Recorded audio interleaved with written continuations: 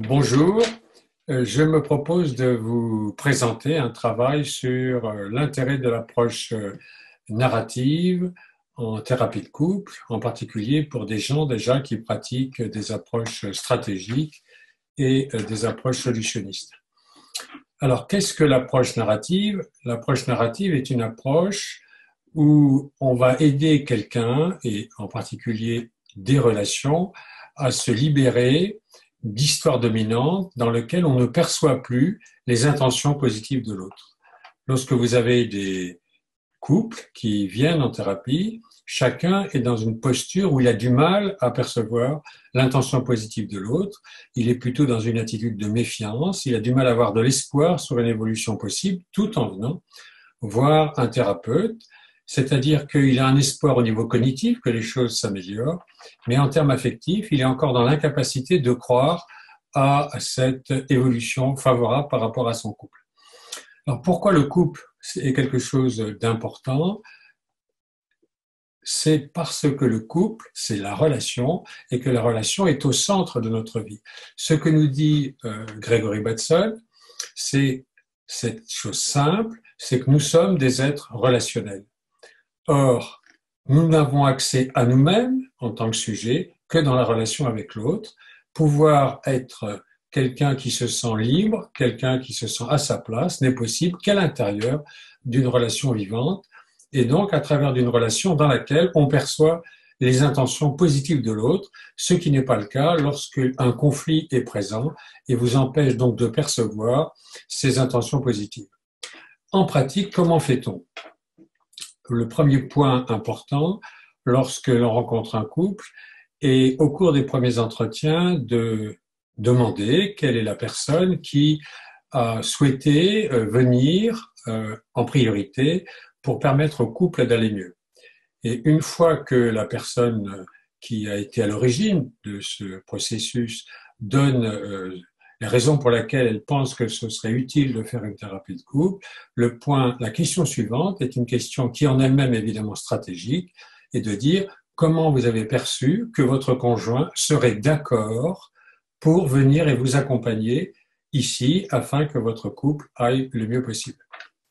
Nous voyons donc que dès le départ, il y a un lien entre des questions et une dimension de coopération, de collaboration qu'on va essayer de remettre en place. Toute la stratégie dans l'approche narrative est une stratégie qui est au service de processus de coopération. Dans une première étape, une fois que le cadre général est mis en place, nous allons, en tant que thérapeute, voir chaque membre du couple séparément. Pourquoi, dans un premier temps, il est important de voir les gens séparément? Dans un premier temps, pour leur permettre d'avoir accès à une écoute personnalisée, de telle manière que le thérapeute puisse se sentir en sécurité avec chacun et que chaque membre du couple puisse se sentir en sécurité avec le thérapeute, c'est-à-dire que chaque membre du couple va percevoir chez le thérapeute sa capacité, derrière des comportements d'opposition, de différence, à percevoir des intentions positives par rapport au couple. Si nous allons un petit peu plus loin, une des stratégies importantes qui a été développée par Michael White, qui est le créateur des approches narratives avec David Epstein, mais qui a été le grand théoricien de l'approche narrative, est d'amener chaque membre du couple à être dans une attitude d'écoute où je vais pouvoir écouter l'autre de telle manière que dans cette écoute, je vais être dans la collaboration avec lui et non prisonnier du conflit. Comment faire? Ce qu'a permis l'approche développée par Michael White est de demander à chaque membre du couple séparément, puisque nous les voyons séparément, de retrouver une histoire dans laquelle il s'est senti ou elle s'est sentie écoutée. Et on va aider ensuite cette personne à se reconnecter à cette expérience. On peut s'y reconnecter soit par l'hypnose, en amenant la personne à revivre de l'intérieur cette expérience, ou par un questionnement qu'on appelle le remembering, qui est un questionnement qui va permettre au sujet de ressentir de l'intérieur, aussi bien au niveau des actions qu'au niveau des intentions, la relation avec cette personne qui est une personne ressource, parce que c'est la personne qui a été en capacité d'écoute et de reconnaître ce qu'est la personne. Au moment de la fin de séance, nous expliquons à chaque membre, séparément évidemment au départ, d'écouter l'autre au cours de la thérapie de couple comme s'il était à la place de cette personne qui les avait écoutés. Ce qui fait que nous avons une écoute extrêmement attentive, avec une dimension de loyauté par rapport à cette personne qui a été intersécure à un moment donné, et c'est à partir de cette écoute que l'évolution va pouvoir lieu, cette écoute qui permet d'avoir une écoute large, si on emploie un terme d'hypnose, au lieu d'avoir une écoute étroite, qui est simplement centrée sur ce qui va mal, mais au contraire une écoute large qui permet de percevoir la richesse des propositions de l'autre, même lorsqu'elles sont différentes par rapport à ce qui est proposé d'habitude. Ça, c'est le premier point. Le deuxième point qui est important dans cette approche où chacun va pouvoir s'exprimer, c'est de bien vérifier que le contrat est clair pour chaque membre du couple, c'est-à-dire que le but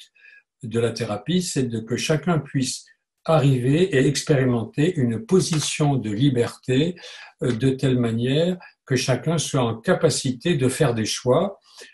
d'améliorer le couple de telle ou telle manière, de le renforcer, de l'enrichir, ou bien au contraire qu'il puisse y avoir une séparation si c'est le choix qui est décidé par les membres du couple.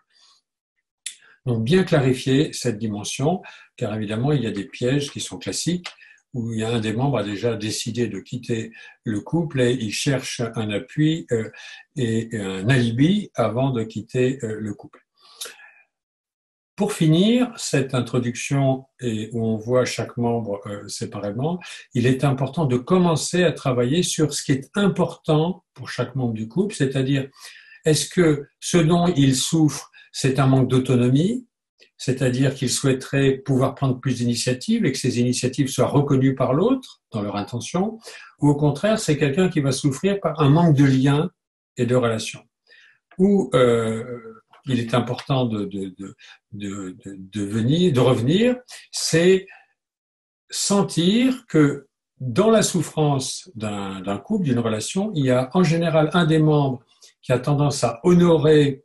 la dimension de l'autonomie, tandis que l'autre membre du couple a tendance à honorer la relation en elle-même, c'est-à-dire le lien avec l'autre. Et c'est cette séparation entre l'un qui voudra une autonomie sans la relation ou contre la relation, et l'autre qui voudra un lien ou une relation dans laquelle l'autonomie a peu de place, qui est à l'origine du processus dissociatif dans le couple, c'est-à-dire qui va être à l'origine des processus de double lien qui vont s'installer dans la communication du couple. Si nous allons un petit peu plus loin, nous abordons ensuite des séances où les deux membres du couple sont présents. Nous avons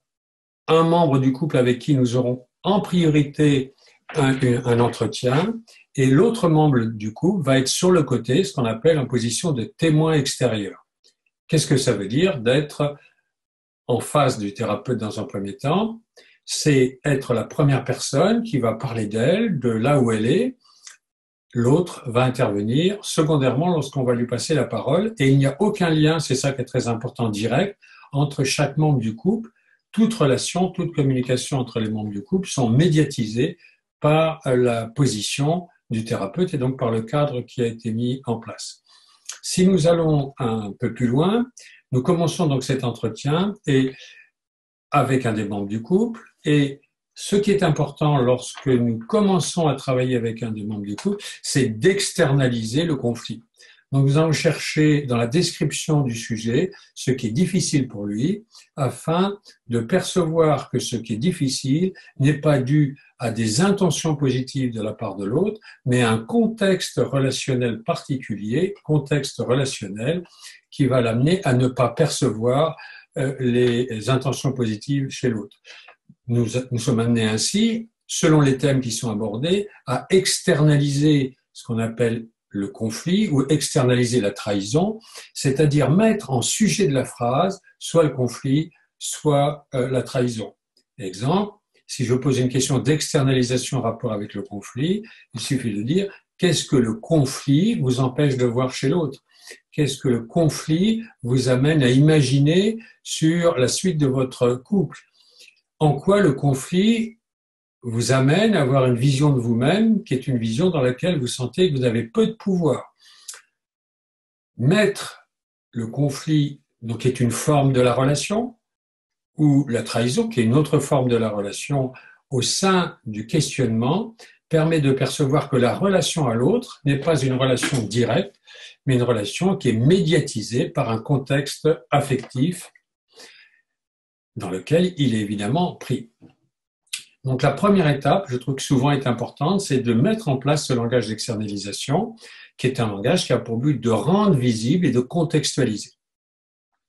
L'étape suivante, une fois que cela est mis en place, c'est de pouvoir avoir une conversation avec la personne avec laquelle nous travaillons, en travaillant avec elle, en lui posant des questions sur les valeurs de l'autre membre du couple. Imaginez que je commence à travailler avec quelqu'un pour qui la liberté est vraiment quelque chose d'important, qui trouve qu'elle manque d'autonomie dans la relation à l'autre, dans le cadre du couple. Je vais poser des questions à cette personne, non pas sur sa liberté, pour quelle raison pour elle la liberté est importante, ou pour soutenir sa demande de liberté, même si évidemment on peut estimer que cette demande est fondée, mais je vais l'interroger sur l'importance dans sa vie de la qualité relationnelle et du lien. Et c'est par ce type de questionnement que l'autre membre du couple va sentir qu'il a un lien intime avec l'autre membre du couple. Pourquoi ce type de questionnement est très important ? Il est très important pour permettre à chacun de percevoir que l'autonomie n'existe que dans la relation, ou si je travaille avec l'autre membre du couple pour qui la relation est plus importante, qu'il n'y a pas de relation sans autonomie. Car il n'y a que lorsque chacun expérimente l'autonomie relationnelle, c'est-à-dire est libre, fait une expérience de la liberté dans la relation, que le couple est vivant. Et cette manière de nommer un couple, lorsqu'il décrit ce type de relation, c'est une manière de nommer le couple en rapport avec son histoire préférée ou, si vous voulez, avec ses valeurs préférées. Derrière, donc, ce questionnement sur l'autonomie ou le questionnement sur la relation, on a la mise en évidence chez chaque membre du couple d'une nouvelle capacité à rentrer en relation avec lui, car pour entrer en relation avec lui, avec l'autre, il faut pouvoir percevoir les intentions positives pour pouvoir lâcher prise. Il n'y a de lâcher prise que lorsqu'il y a un contexte de sécurité lié à l'intention positive et donc au fait que l'autre incarne quelque chose qui n'est pas sur une demi-valeur, c'est-à-dire il est pour la liberté contre la relation ou pour la relation contre la liberté, mais en même temps en rapport avec la relation et avec la liberté, ce qui est à la base d'une expérience de sécurité telle que nous l'a exprimé Milton Erickson. Si je vais un peu plus loin, par la suite, dans la même séance, ou sinon dans une séance ultérieure, mais en général c'est intéressant de le faire dans la même séance, je vais amener ensuite l'autre membre du couple à réagir sur ce qu'a dit la première personne. Et ce qui est très très important, c'est ce qui va refaire du lien, c'est pas quelque chose de théorique, de cognitif, mais le fait d'être touché au niveau affectif par ce qu'a dit l'autre. Et c'est au moment où l'autre est touché par les valeurs qui vont être exprimées, par l'attention que l'autre pourra décrire dans la manière dont il perçoit l'autre dans la relation de couple, qu'on va initier un questionnement qu'on appelle un questionnement de témoin extérieur. Et je vais demander par exemple à l'autre membre du couple, dans les phrases qu'ont dit votre conjoint, à quoi avez-vous été attentif? Quels sont les mots qui ont résonné pour vous, qui vous ont touché?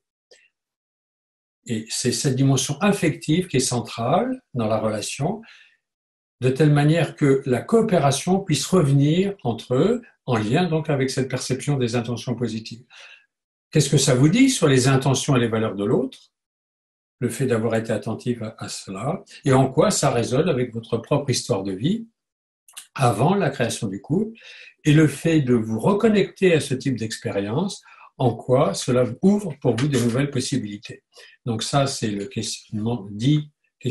témoin extérieur, et par la suite, nous allons amener la personne avec qui nous avons travaillé en premier à narrer, c'est-à-dire à re-intervenir sur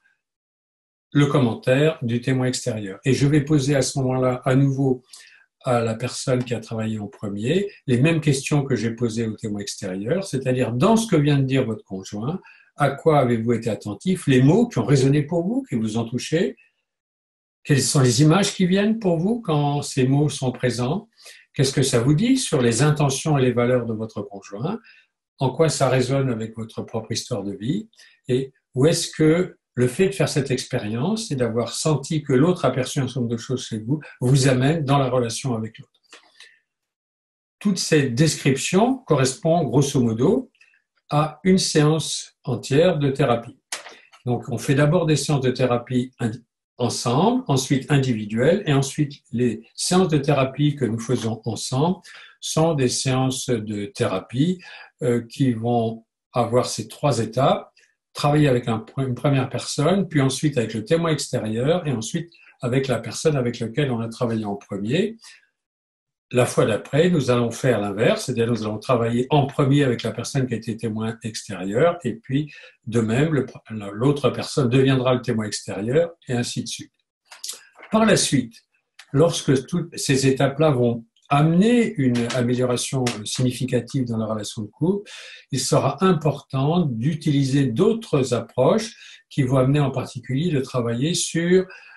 les blocages que chacun a pu retrouver dans l'enfance, surtout s'il y a des troubles de l'attachement, et qui amènent souvent chaque membre du couple à confondre la relation avec l'autre avec la relation avec un des parents, en particulier son père ou sa mère, qui a, le père pour un homme et la mère pour une femme, si elle est dans l'incapacité d'élaborer ce passé traumatique. Donc ensuite, c'est l'étape d'après, c'est pouvoir travailler sur les blessures et amener l'autre membre du couple à travers ce travail où j'utilise l'hypnose en rapport avec le narratif, en particulier des techniques de reparenting, d'intervenir sous forme de tapping